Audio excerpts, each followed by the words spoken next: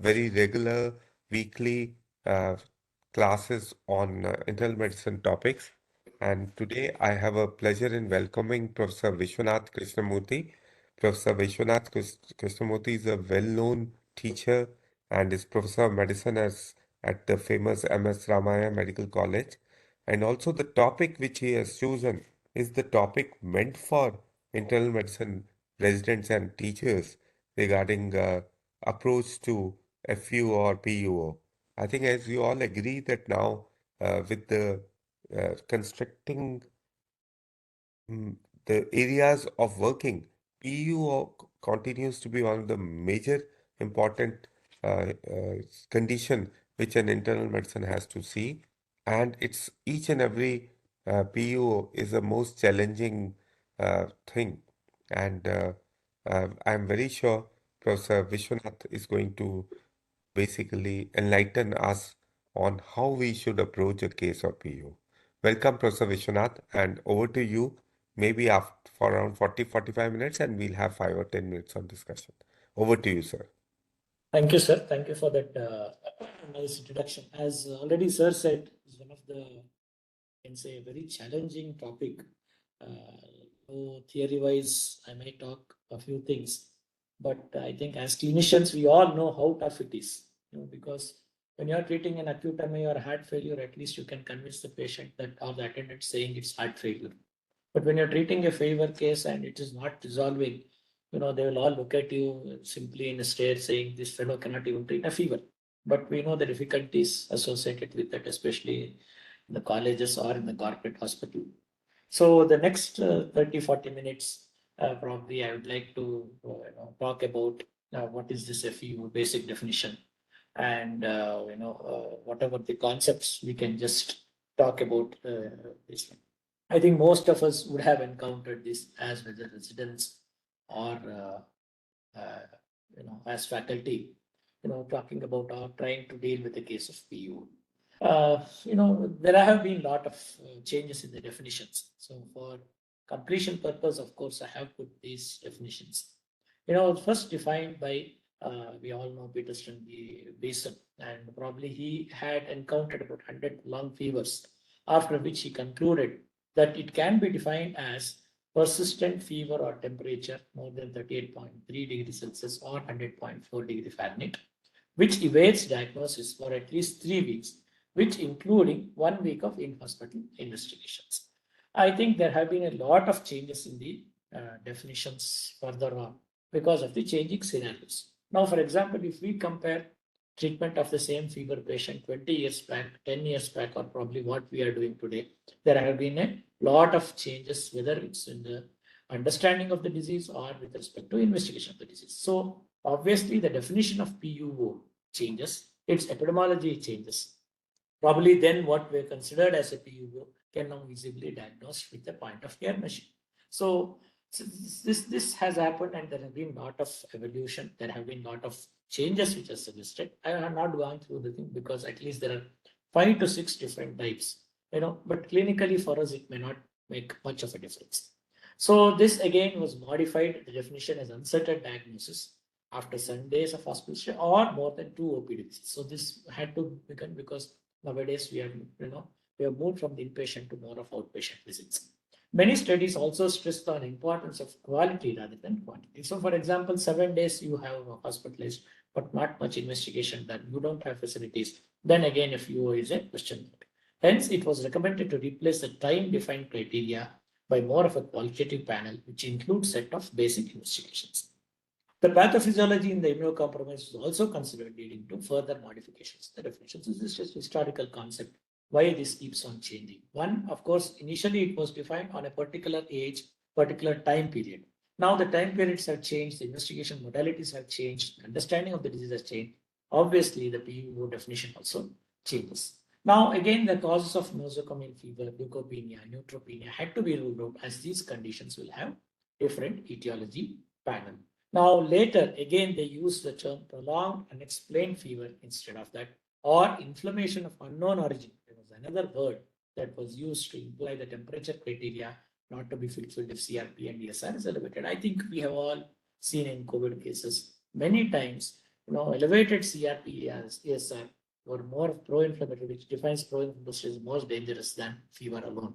So certain conditions where the fever criteria may not fulfill, but there is a significant elevation of CRP, ESR, again it falls under so condition like inflammation of unknown origin. So these are all the modifications which were said. Then again, somebody suggested by Brian suggested use of prolonged PUO when you're not able to find out even the cause for fever more than 3 weeks. Okay.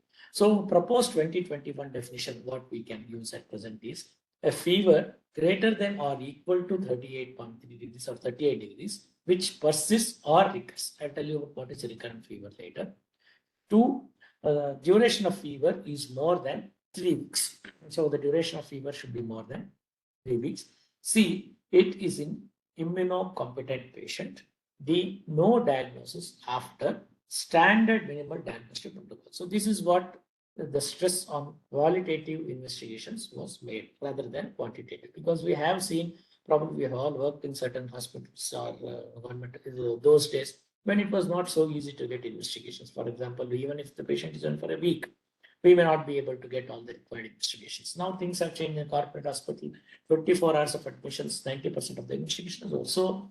They said to equaling all this, it is the standard minimal diagnostic protocol, which is important rather than just 7 days of hospitalization. So when they said that labs, that minimal diagnostic protocol, they spoke about very minimal investigations, probably which includes a complete blood count, the LFT, RFT, calcium, ESR, CRP, LDH, okay, and ferritin plus or minus, not always. Then, of course, in microscopy, that is when you are sending a culture, it is 3 sets of blood culture with spacing, and 1 set of urine culture. Tuberculin test or IGRA, again, question mark, not always, but depends on the patient conditions. And third one is imaging. So basically, they mentioned about chest and CT, again, depending upon the condition, what you're suspecting, you have certain investigation, whether X-ray one, an AP view, PA view, lateral view, or a CT thorax abdomen. It is not all. It is not like a cocktail where we said, but when they set standard minimal diagnostic protocol, so basic lab, microscopy, and microbiological and imaging, these are the 3 things they spoke about. Now, what are the factors which influence the diagnosis of PUO? So as I already told you, this depends on the geographic distribution of the disease. Say we see a patient of probably residing in certain part of country or certain part of the world, he will be more prone for such particular disease, where you have to think probably this might influence his disease. So awareness about the disease is typical and atypical manifestation. So unless we are aware about a particular disease, its atypical manifestation as well as its typical manifestation, we may falsely label many conditions as FUO and will not be able to diagnose the cause properly. Third, one of the important thing is resource availability.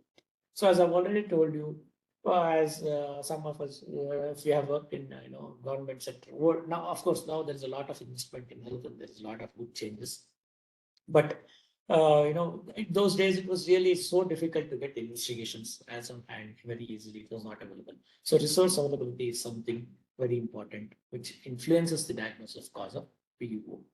Vague symptoms with the patient may not be able to communicate. Yes, this is something which happens when you are trying to talk to a particular, we are trying, I'm trying to elicit a particular answer, but he is telling a certain symptom which I may not be able to understand. So vague symptom, which may actually be indicative of a atypical manifestation of a common disease, sometimes may get missed.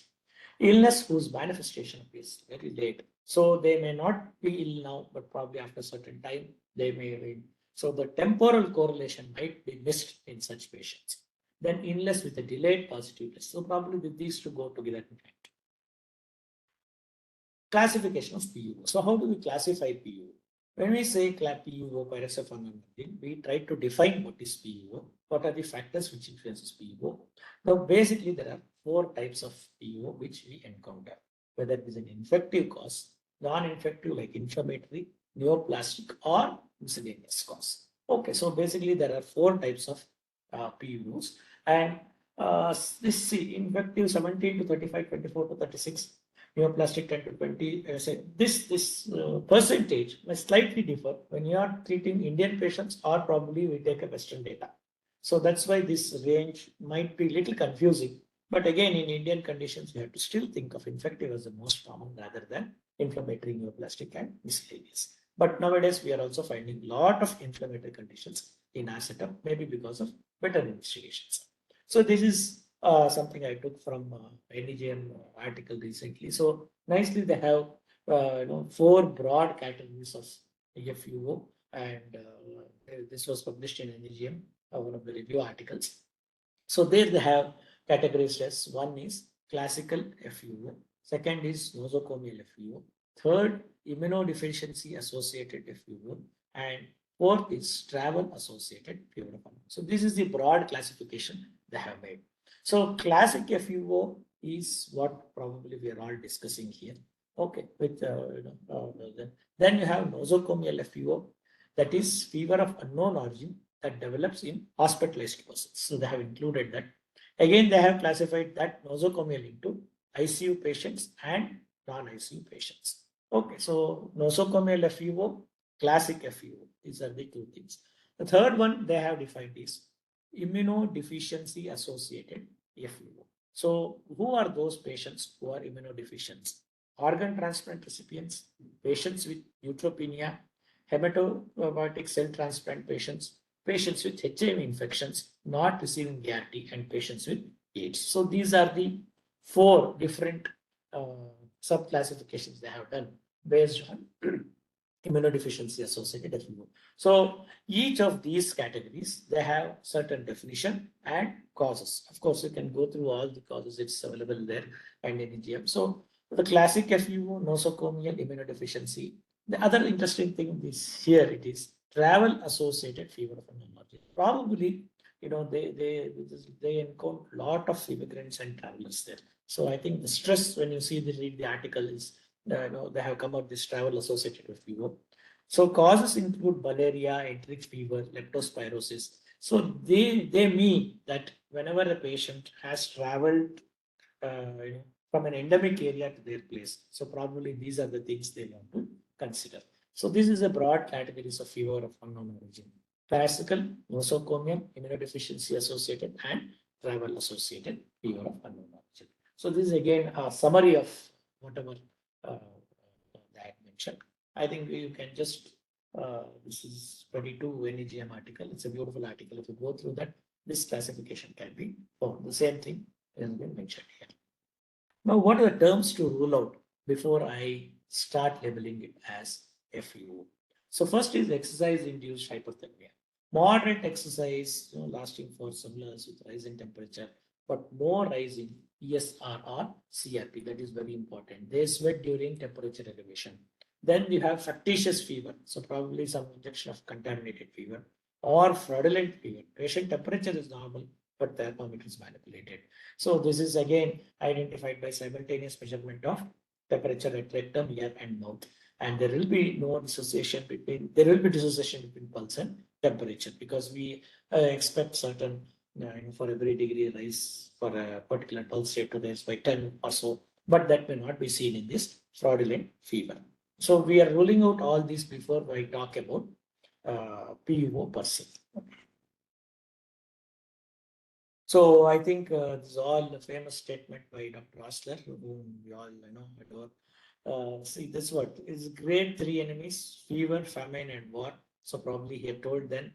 No, and the most terrible he says is fever. It's really not easy, because once we have a patient, I think most of us would have encountered that.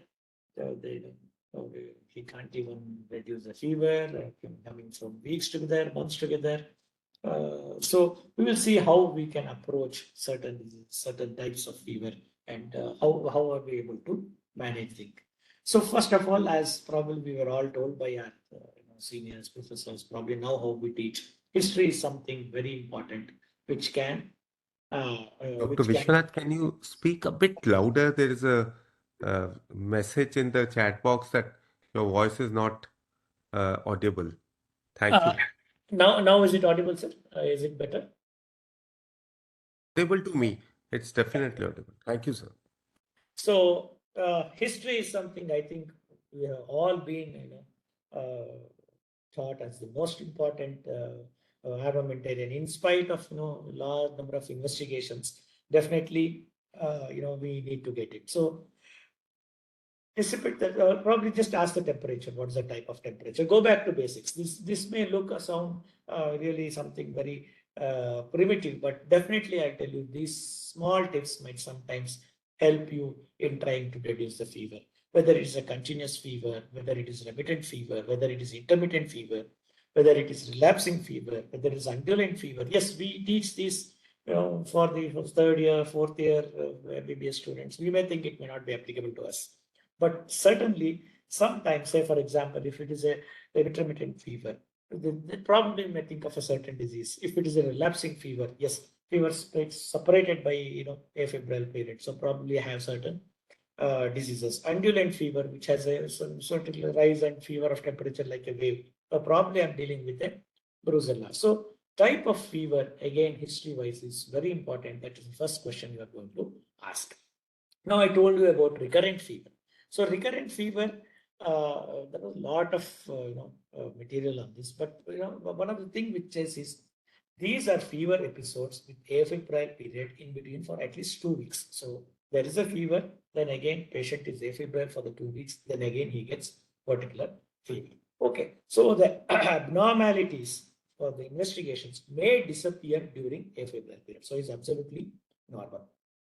If this recurrent fever happens for more than 2 years duration, it is unlikely because of infection. Probably unlikely because of infection. Again, malignancy is, sort of some of the references say malignancy is a possibility. There are certain slow growing tumors, but they say majority of the times it is inflammatory rather than infection. Okay, recurrent fever. Now, yeah. So we have probably the general health of the patient during and in between the episodes, history of conditions like diabetes, malignancy, whether they're immunocompromised, associated symptoms, past and present. So when I say these associated symptoms, so I have not put up certain slides, we need to ask. Say, for example, now some patient has fever, weight loss. Now, whether the weight loss, there is loss of appetite or there is no loss of appetite. These two clues gives you probably an infective cause versus inflammatory cause. When you are trying to differentiate infective cause versus inflammatory. So there is weight loss in both infection as well as inflammatory. But is there loss of appetite here? Loss of appetite. Say, for example, a patient of infection may not, will have loss of appetite, loss of weight. He will not be able to eat. An inflammatory patient says there is definitely loss of weight, but he may not have loss of appetite. So these are the finer thing, associated symptoms, where we try to, dig deep into certain facts which may help us, whether it is we are dealing with inflammatory or infection while seeing the FUO. So all the associated symptoms we need to inquire. Say, for example, cough, the type of cough, whether it is there any change in the cough? Say, for example, somebody says cough since 3 months. Now, the question for us is associated with fever, which is there, whether it is the same cough which is present throughout the 3 months, apart from your routine, acute, chronic cough, subacute cough, diurnal variation, seasonal variation. We do tend to ask all this. But certain questions like, is there any change in the sputum? Is there any change in the pattern of the cough? These are the things which help us in probably thinking of other diseases, which can say, for example, there is change in the quantity and the quality of the sputum. So you can bring in certain differential diagnosis apart from the regular one. So associated symptoms, each symptom has to be digged into in detail. So whether it is cough, whether it is breathlessness, whether it is weight loss, whether it is, say, for example, when a patient is having some, you're treating a parabdomen case. Probably if you're thinking, he says, yes, I have been having these loose stools since many months. So probably one clue which will give you probably you're dealing with more of IBS rather than infection is change in the pattern of the stools. So is there any change in the pattern of passing stools? Is there any change in the pattern of number of times you go to stool off late? So that simple clue will tell you, yes, I'm dealing with inflammatory rather than infection.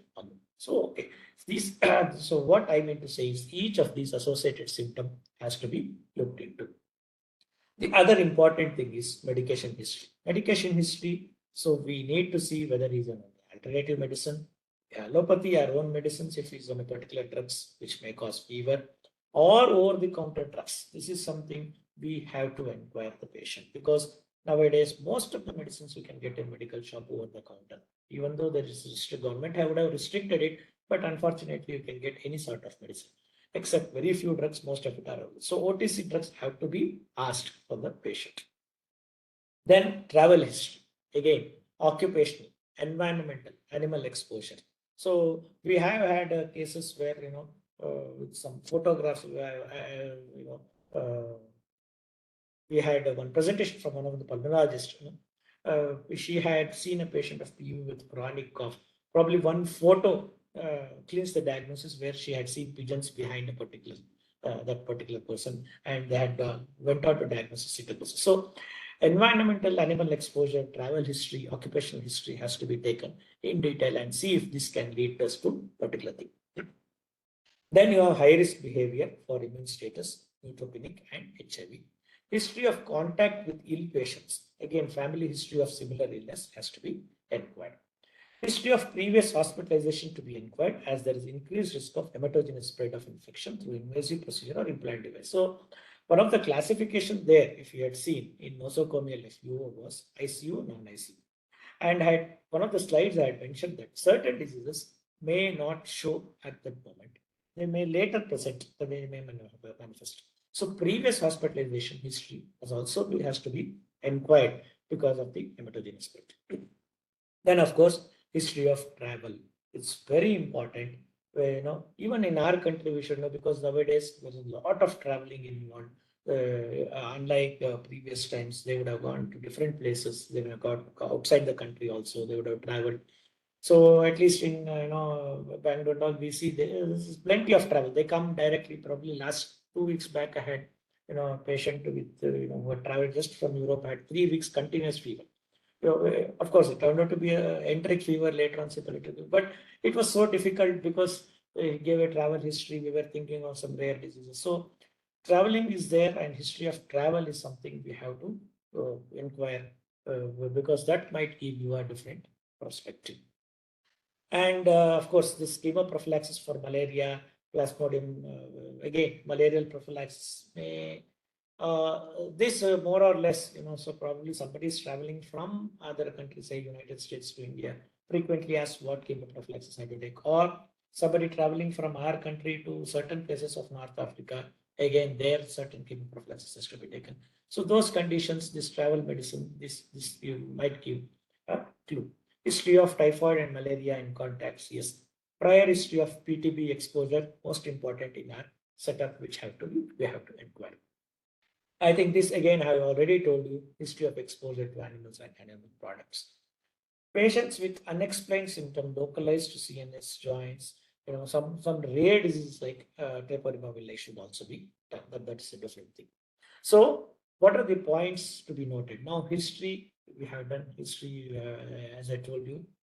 First, back to basics, try to get deep into each symptomatology, try to dissect it, and if you can get a particular information, see to that you can try to elaborate on that. Then, history of travel, history of exposure, medications, all this has to be taken. So, I think this I will call. What are the red flags? So when somebody says, PUO, generally there is an analogy that no patient will die of fever. So we don't really treat a patient in ICU or anything, but generally their PUO patients are kept in wards. But there are certain conditions where should be more alert, regular. So with these are when patient complains of significant weight loss associated with that. He is developing increased lethargy. Probably he had PUO. He was all right. He was somehow managing it on OPD basis, coming, taking treatment, and going back. But he says increasing lethargy, probably that by chance be developing that he is developing encephalopathy associated or meningitis. Drenching night sweats. This is another clue. Probably we may not be just dealing with infection. There might be some amount of neoplastic component. So, for example, when I say drenching night sweats, common disease we think of whenever we treat a patient of high degree fever, it falls, so we think night sweats are there. But one of the other important infection we always keep in mind when patient says of drenching night sweats is brucum. But apart from this, it is also seen in certain lymphomas. So that is why it has been put as red flag. Red flag. That means we should be careful when the patient says drenching night sweats. Inability to do daily activities. So this is something you have to inquire whether there is any change in your work pattern. because he says, because of the fever, I'm unable to do my regular routine activities. Then it's something we have to ponder, worry, admit, probably treat. Again, change in the symptom or examination findings. I think this classical teaching has been told to us from, especially infective endocarditis, changing murmurs, keep examining the patient. He will tell you the diagnosis. You have to smell it. Those again comes back to us. So change in symptoms bar examination findings. Say you have examined the patient a week back or 2 weeks back. It's completely changed now. Probably it's time to raise the red flag. So these are certain conditions along with history. If these are present in the history or your basic examination, then it's a red flag. We should be very careful. Revisiting history and doing repeated examination at regular intervals, at least twice a week, to pick up cases have been missed on initial assessment. This is something we have to reiterate, tell the patient that yes, probably now I'm unable to find out anything. If we reiterate, I had a patient of it's a young boy, almost 18-year boy, old person, an adolescent. Similarly, he had mother used to come, she used to tell he's not eating anything. Probably 2 weeks I have examined, no systemic findings, nothing, X-rays done, basic done, everything done. Probably again, third week, okay, small notes started appearing. Probably this repeat examination at regular interval. I had examined his notes probably the last 2 or 3 times. There were no notes. Probably fourth week it started, and so revisiting history and doing repeated examinations. So then we picked up that we did a biopsy. Probably we were able to get a diagnosis. So this repeat examination, revisiting history. This patient you might be seeing for the fourth or fifth time, but please do revisit the history again. Repeat the entire systemic examination from whatever grade to do examination has to be done. Now, of course, first, whenever a patient comes, the hemodynamic stability has to be seen and rule out sepsis for emergency treatment. It is not that I have to wait till I investigate or anything. Systemic examination, look for source of infection, basically whether weak system or whatever system you are thinning. Look for spine or joint tenderness. What are the things we are going to look for head to toe? When we see from head to toe, if there are any bite marks, ulcers or scars, if there are any certain pressure areas which are causing ulcers, then again, as I told you, nail abnormalities, splitting nails, psoriasis, scarring alopecia. Is there a clubbing, Osler's nodes, Janeway lesions? These look, Osler's nodes or Janeway lesion may not be easy to pick up, but of course we need to look into this and see. Clubbing, a simple investigation, is of such immense value. Again, I would like to share a case where 32-year-old female. She had come with back pain, very, very vague pains. Not much, occasional cough was there. But she says she gets tired very fast. And X-ray was fairly normal except for a very faint mark. Any other day I would have just sent her back. X-ray is normal, written something. But definitely the development of clubbing. It was surprising for us. So I had a discussion with my pulmonology colleague. They said, yes, better we go ahead with CT scan because for a cough of 2 weeks, simple, it's not easy convincing a patient to CT scan. It turned out to be a malignancy. So these are some simple things, clubbing, lymph nodes, examination, though appear very primitive, give a lot of clues in our patient. Okay. Again, teeth abscess is something, dentition, especially elderly patients, please inquire about dentition and teeth abscess. You have to examine if there is any tenderness. Look for temporal artery tenderness palpable, whether again in elderly, sometimes temporal arteritis can cause FUOs. Lymph nodes, yes, very important. We need to examine cervical lymph nodes, axillary lymph nodes at least. These two are must when we look into examination, how we do a proper examination. As I told you, 2 or 3 examples, simple node has given us a lot of clue when so many investigations were done. Then again, seborrheic dermatitis, these are certain clues. Just an example, there are a lot of cutaneous manifestations of multiple diseases and malignancies. Let's say, for example, there is a secondary ichthyosis. So that gives me a clue probably there's an underlying malignancy which is causing fever. So I'm not going to the details. There are a number of things, but these are something like dermatitis, ichthyosis. These are clues which are more often seen in patients, which we can try to find out. Again, recurrent mouth ulcers, if there is a history and there is mouth ulcer, probably disease like SLE and Behçet's disease can be thought of. Fundus examination, again, another important stressed point to look for any choroid tubercle rod spot or retinal vasculitis. Breast and thyroid examination in women. Thyroid examination, both men and women, probably breast examination in women, gives you a lot of clue. We had again thyroid examination. I have several cases where a hard node was missed. Patient was kept on, investigated. Slight TSH here and there. They have treated half. Patient comes back to us. This has happened many times. So make sure in all the FUO before you look for any thyroid examination, thyroid buoy, and in all the females to do a breast examination. You can encourage self-breast examination if needed. Pelvic and rectal examination, especially in males, to look for prostate, prostatitis, and pelvic abscess or pelvic inflammatory disease in case of females. Not only this, we have had a case where rectal abscess was missed throughout. Patient did not complain of pain in defecation. Evaluated extensively, but finally somebody did a rectal examination and found out rectal abscess. So pelvic rectal examination has to be completed. Systemic signs, again, with respect to cardiovascular system, change in murmurs is one of the hallmarks of infective endocarditis. So daily we have to examine. Whether the same patient we need to examine every day. Then again, respiratory system, we look for crackles, localized tenderness, per abdomen if there is any splenomegaly, hepatosplenomegaly or lymphadenopathy. Genitalia, testis enlargement has to be looked for. Palpable kidneys, again look for per abdomen examination, look for that specifically. Per vaginal or per rectal examination. CNS, all the focal signs, for example, from meningitis, encephalitis, we need to look into. So basically, these are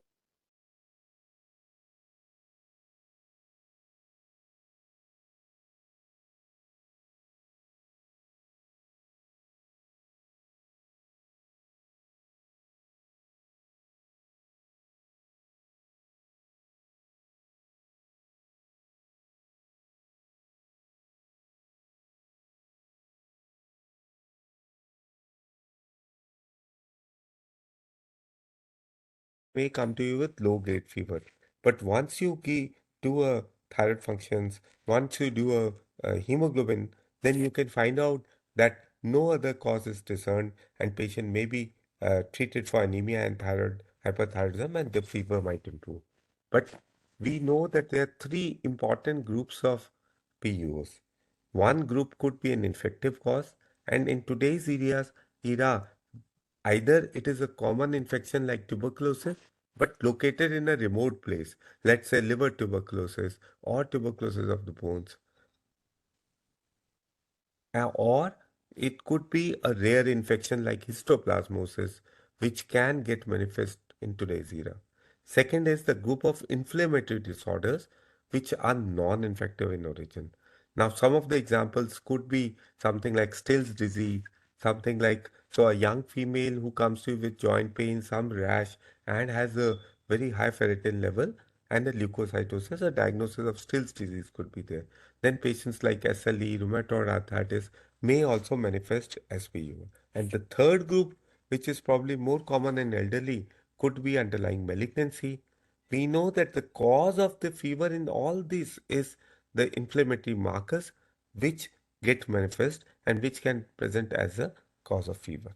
Okay, we have still not been able to get Dr. Vishwanathan. If there are any questions or comments or chat in the, you kindly get them in the chat box. What empirical antibiotics can we start in FUO?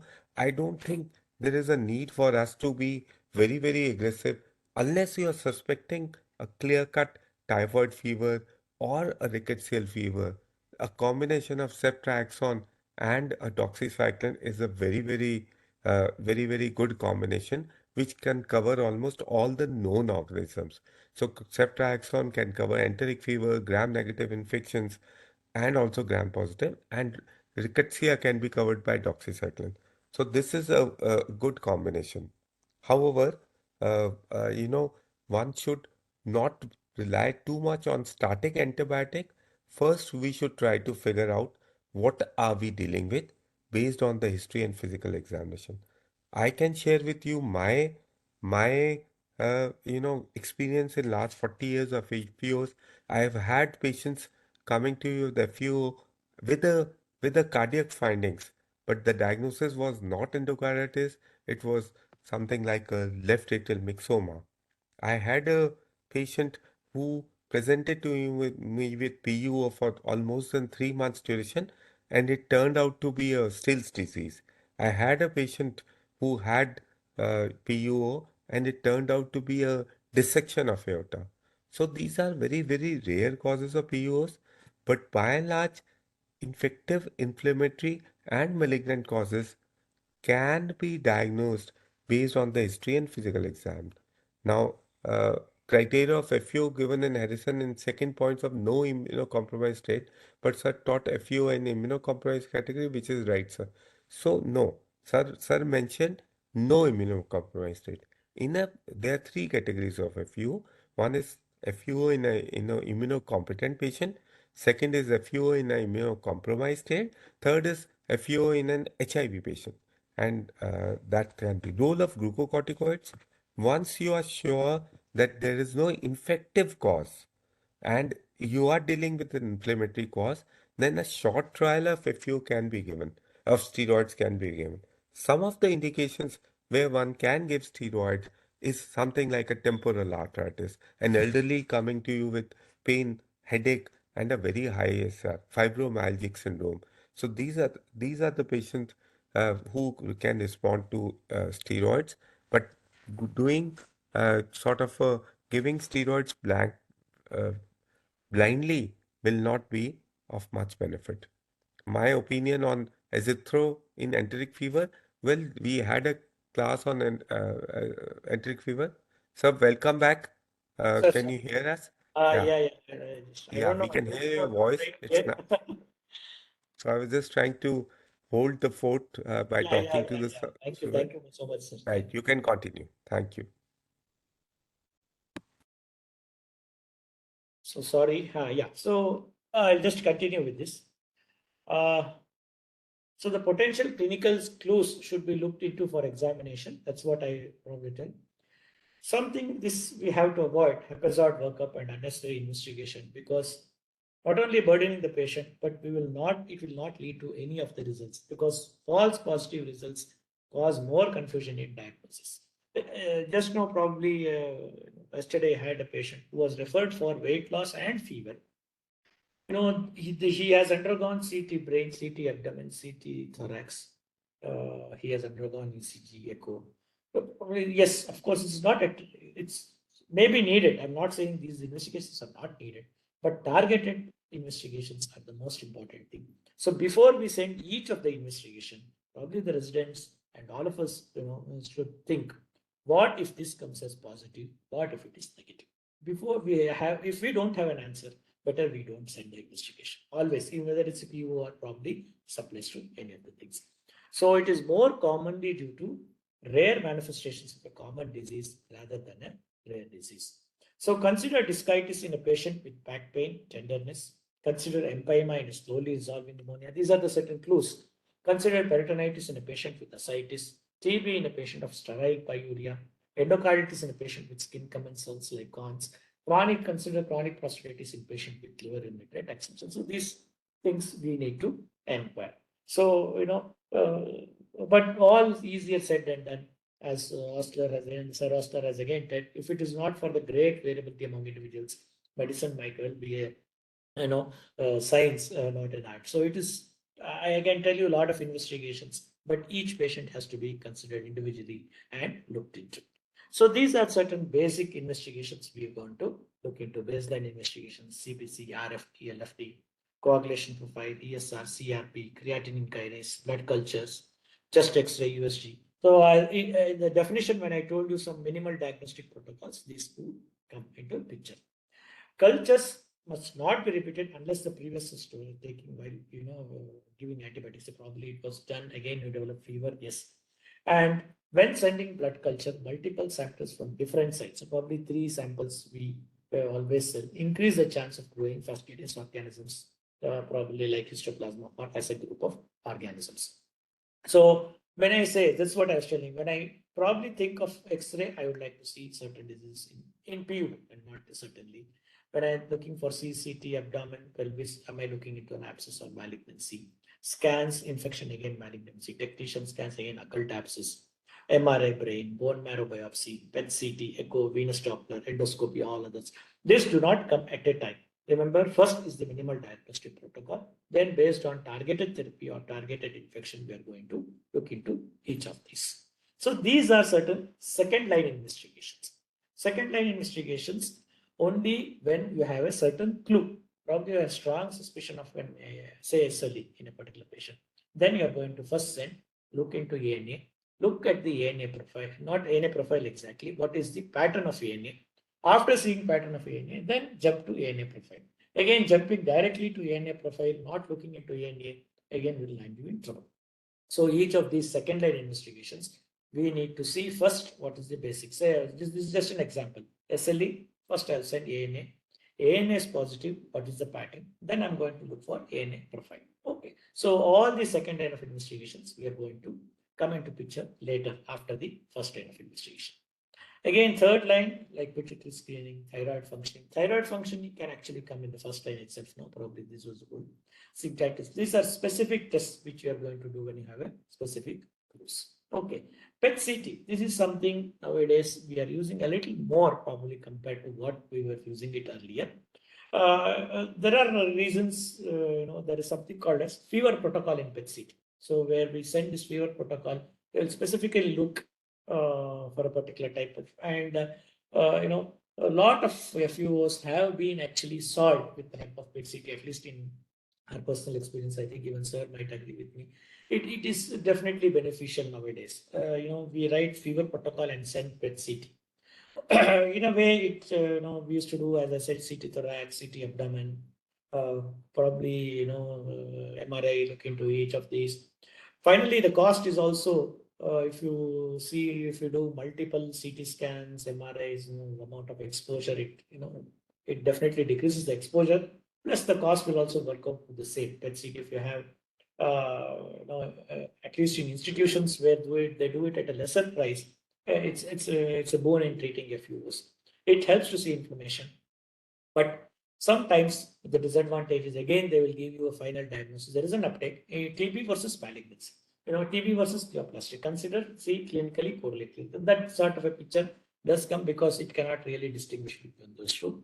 But still, some things which you have missed, we were not able to find out by an X-ray or CT abdomen, can be picked up in PET CT.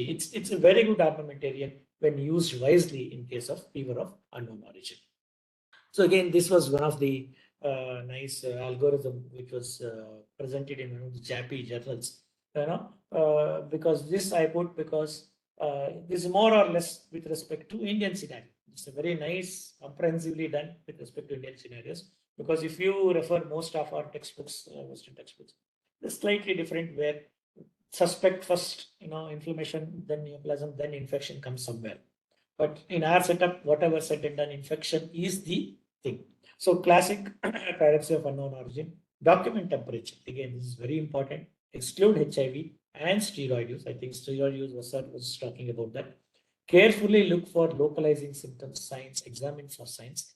Basic investigations, which are CBC, malarial parasite culture, urine microscopy. Suspect infection, neoplasm, and non-infectious inflammatory disease. So this is the order in which we look into. Then again, analyze the symptoms, whether it's anorexia, weight loss, anemia, nodes. You look for cough, headache, diarrhea, and other symptoms. Each of these, cough, headache, diarrhea, will give you a particular key. Okay. Based on that, you start investigations.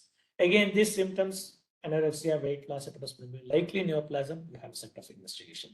Likely non-inflammatory, you have a certain set of investigations. I think please go to one of the very nice article from in JAPI, which they have spoken about pyrexia of unknown origin, and this protocol, I think you can all read in that from JAPI. I specifically took this because the same protocol was there in the previous NAGM. I had 22 article, but it's slightly difficult and different from our setup. But this we can, I think most of us can follow very nicely. how we are going to look about this. These are certain things which require requirement for urgent investigations and managements. I'll just go through this. Management, again, supportive treatment till cause is found.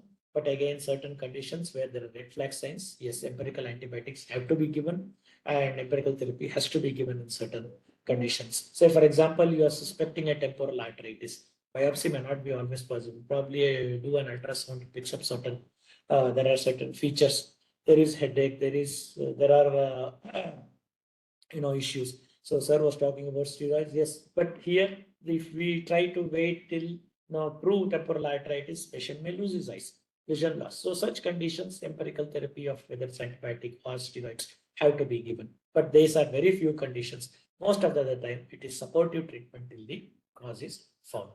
And again, steroid responsive FUO, certain conditions where there are marked inflammatory findings and severe illness. So again, I'm telling you, certain severe illness, marked inflammatory response, no improvement with antibiotics, ATT or antibiotic, or if there is significant improvement of symptoms and signs with steroid therapy. These are certain conditions where we know steroid responsive FUO where steroids are used. But otherwise, kindly defer using the starting steroids as such for any of the FUOs.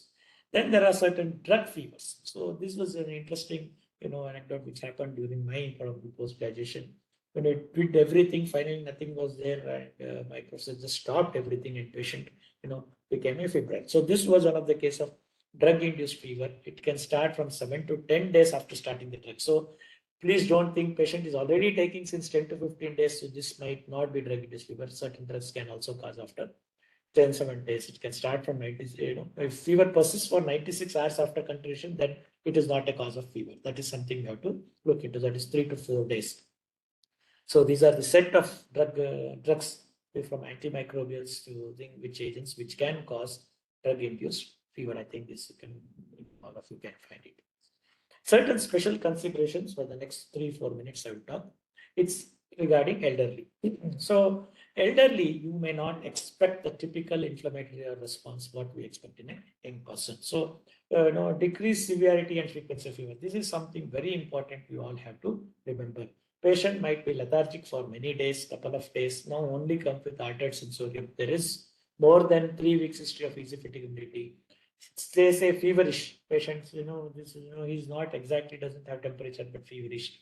This again probably has to be kept in mind that in elderly the inflammatory response may not be as much as in the young patient. So there is, because of the aging, there is a definite blunting of inflammatory response. So our, it is like a neonate here again. Neonates also, it's very high degree of suspicion that is important. Similarly here, they do not come with typical clinical presentation and they do not show the classical localizing symptoms as in inpatient. Okay, so in elderly, when you're treating, especially very elderly, above 75, 80 years, you should be careful while, taking the history and dissecting that history.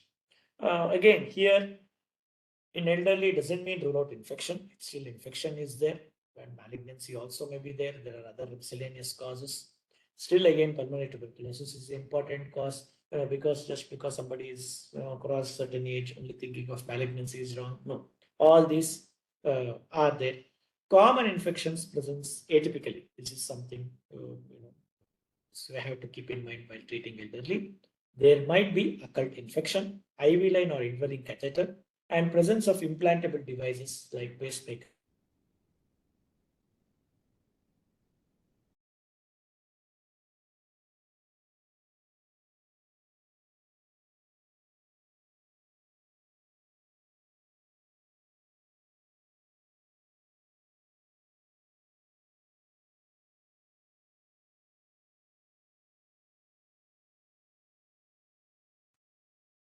I think we've disconnected from Dr. Vishwanath again. I think what he has tried to, if I can just summarize, what he has emphasized is a good history taking, a good physical exam, and a targeted approach. Like he's talked about, one question was regarding the role of steroids, and he's very clearly pointed if you have been able to exclude all the causes of infections And if there are, but still the inflammatory markers are very high, then probably that is a situation where one can give a steroid. That is, and fibromyalgia rheumatica. So these are the ones which may respond to.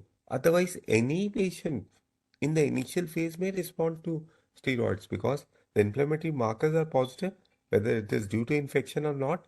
But sometimes the infection get flared up. So in a combination of antibiotic, if you are suspecting an infection, it is better to give a combination of, and if the patient is sick, then a combination of antibiotics or antitubercular drug along with steroids may be given. Okay. Now, if you can ask, I think his algorithm was very appropriate. I'm very sure all of you must have taken the photographs. So one has to resort to some of these algorithms to try to dissect out each and every case of PO, which can be a very, very challenging task to a good astute physician. As I said, one can make a diagnosis of some of the rarer diagnosis which I have made is histoplasmosis. As I said, histoplasmosis is one condition which you should suspect if a patient has tuberculosis-like presentation but has PO, especially if the liver functions are deranged or especially if the patient has a pancytopenia.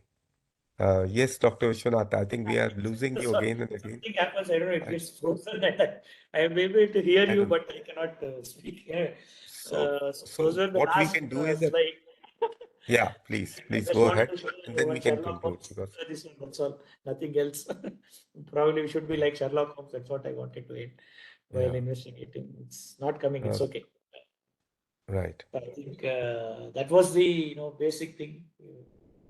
Just wanted to No, talk. no, your presentation was very well appreciated, and it was the Thank you. ideal presentation where a student should actually try to dissect out a good history and a good physical Yes. exam. I think that is the gist of your presentation and a targeted approach to investigations. Like you can't keep on doing every investigation on all the patients. A good physical exam may be able to help you making a diagnosis of liver abscess. I was telling them about histoplasmosis, which I diagnosed. I was telling about Silk disease in a young female, and sometimes even drug fever, as you said. Even for that matter, statins can cause, a very, very low grade fever in a individual, susceptible individual. Someone is Ashmita is asking again, again. They are Yeah. very learned role of Biofire. biofire. Biofire Yeah. is more actually used when you have a patient in ICU or critical care where one wants to make a infective diagnosis as early as possible, not in a classical FU. Sir, what is your Yeah, impression? yeah. I think we had this biofire panel, as sir said, they did a study also. We did a study with the biofire panel. As sir rightly said, you want diagnosis immediately within 30 minutes, 1 hour, where you run 6 or 7 samples that might give you a clue. But how far it is helpful when we are treating a patient of PUO, I'm not sure. Sir, any your experience? Because No, no, I whatever don't we think. did on Yes, a of trial course, if the basis, patient is critical and I yes, want to know the diagnosis, explain factitious fever, how to distinguish. yeah. Again, Arul Kumar, Regarding please factitious explain fever, to us. yeah, fraudulent is something when they're trying to manipulate. Factitious is probably most of the time, it's like a post-traumatic response. You are trying to act feverish. Yeah, that's factitious versus fraudulent. Fraudulent is you're telling he doesn't have, as I said, temperature manipulation and all. So it's slightly different. The way I may Yeah. not encounter, it's more of theoretical. This one we don't really diagnose so much uh, factitious versus fraudulent. Then Just sort a of a student picture. is asking about cryoglobulins. Well, of course, as sir has said, again, a Yeah. targeted. If you are Okay. suspecting a patient with fever, joint pains, and a blood gets clotted in once you take it out, then you should suspect cryoglobulins, right? Yes, yes, yes. One of them, we do that monthly clinical meetings in APS. As sir said, they did a series, 3 series on where to do send cryoglobulins. So at the end, our rheumatologist said, please don't send it. Yes, Just to show it. understood. Yeah, yeah. Dr. Ramesh Joyce very made a nice sum on this cryoglobulins. Right. And role of tuberculosis gold test. Well, see, for infection, you may be able to. able to find out that this patient has tuberculosis. But to pinpoint where is the tuberculosis, I think we need to rely on imaging, whether it is CT chest, whether it is PET CT, it might be HCT. able to give you a clue. But then finally, histopathology or a diagnostic aspiration might give you a final diagnosis, right? What do you Yeah, say, sir? Harrison cryoglobulin is advised before PET scan. That's why I Yeah, put this protocol from JAPI, particularly yeah, because yeah. I had seen that protocol in NEGM. It's of course very nice, but I felt Satish, whatever we can you use. must remember that medicine is an ever-changing science, and if you look at the older, the editions of Harrison, it might give you something different. So every day, it is based on the availability of the investigation and your type of patients which you are trying to get, and these investigations can vary. But the clear-cut thing is a good history taking, a good physical examination, looking for hemorrhages, looking for Examination. splinter hemorrhages, looking for a tenderness in the loop, doing a PR to rule out a rectal abscess.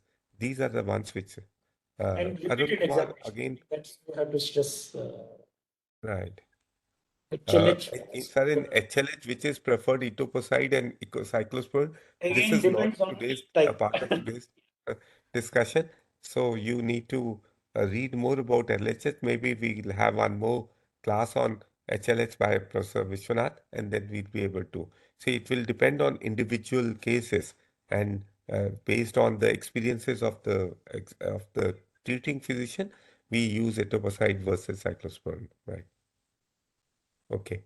So there have been, so sir, what is your experience? What was your most challenging and difficult cases which you were able to diagnose? Can you just enumerate one or two of them for the, So we did present some cases. So as I was telling about PET CT, I said neoplastic. So there was a case where patient came with fever and pain abdomen. So of course we did all that basic tests. We went ahead with CT abdomen. Again, there was some peritoneal nodules. They said nodular thickening is present. Ultrasound also showed some minimal ascites, nodular thickening, TB versus malignancy. Then we did a PET CT. Again, it came out to be TB versus malignancy. Then we did a laparoscopic biopsy. We opened and took for a biopsy, which again said TB versus there was no specific. Then finally we had to send immunohistochemical markers, IHC. Then it turned out to be a metastasis from ovarian carcinoma. Though ovaries in PET CT was not. Patient continued to have 2 weeks fever, 3 weeks fever, nothing we could localize. And later, it turned out to be that it was a metastasis from a normal looking ovaries. And once we started treating, she became better. She became better. right, right. So every patient is a challenging patient of Yes, PO, very and we difficult. need to again go back to our basics of a good history taking, a physical examination, and there are certain red flags as sir has shown, a significant weight loss, an elderly gentleman, a PUO what is not responding to antibiotics should make you suspect whether we are dealing with the malignancy or not, and you have to be aggressive. Inflammatory disorders are very chronic in nature. They will have certain signs like joint pains. The patient may have a very high degree of ESR and CRPs and a very good response to steroids. So things like temporal arteritis in elderlies, things like Still's disease in younger females can be one of the manifestations of AU. I But think they were remember, discussing our with bread you and regarding butter is steroids. tuberculosis, tuberculosis. Yes. Yes, sir. Yeah, they were discussing with you regarding steroids when I was Yeah, for yeah. Yes, sir. so that's what I said. Few conditions, yes, you need to, you cannot really wait for you to solve giant cell arteritis or Still's disease. You have to be little aggressive and you can Yeah. start. So one Vijayalakshmi is asking any role of empirical ATT and if ATT started and discontinued after trial, are there chances of resistance? So this is again Sir, a very, earlier we used to give, but now we are not giving. yeah, As we with have the total small. availability of the investigations, we should Yes. be able to diagnose and then treat rather than doing and giving an empirical ATT. Unless we have histological or tissue diagnosis, now we have almost Yes, stopped. Very few cases, yes, empirical ATT is being very, very, I'm not sure. thank you, Earlier, sir. yes, a lot of things we used to do. So any other questions or comments by the attendees. Role of interferon, gold, quantiferon, again, it can only give you a suggestion that we are dealing with tuberculosis, but we have to try to find out where exactly it is by doing a relevant imaging studies. And then maybe, what is the aspirin? Has any role in PO treatment? I don't think there's any role of aspirin either in. Again, I doubt whether there's any role of aspirin. It may be there may be one or two studies which may have shown that, but I am not aware. Sir, any idea about? No, sir, no, I don't have any idea. Yes, yes. Oh, these trainees About are the much more process. knowledgeable sometimes than so, okay. So with this, I think we'll conclude the presentation. There was some mild technical glitch, but Yeah, sir, yeah. if possible, if you can share your slides, then I can Sure, sure. share with the national board, and some of the students can benefit out of that. And it was one of the very good presentations, and we'll definitely like to have you once more after 1 or 2 months to talk on some of the other important infections like emerging infections, etc. Thank you very much, sir. And over to National Board for your conclusion. Thank you, trainees and faculty members, for joining this session. Thank you.